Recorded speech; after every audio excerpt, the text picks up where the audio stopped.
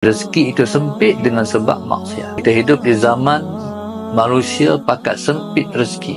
Hak paling baru ni masalah Sayyidina Muhammad dari Amerika nak menyekat ekspor kita. Dia tak mau ambil barang kita. Kalau kita orang bertakwa, heran apa? Kalau kita orang bertakwa, kita tak heran lah. Sebab rezeki tetap ada kalau kita bertakwa. Dia tak main kot tu, dia main kot lain.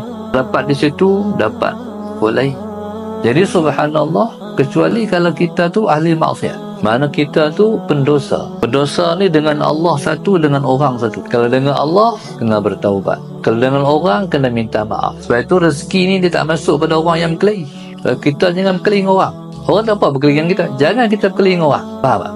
Orang nak berkelahi dengan kita, macam mana nak berkelahi dengan kita? Kita tu jangan pergi berkelahi dengan orang. Bukan sebab itu, orang yang pemaaf, rezekinya murah, cepat. Dan hidup ni tidur dalam keadaan satu orang pun tak tertinggal, melainkan semua dah dimaafkan.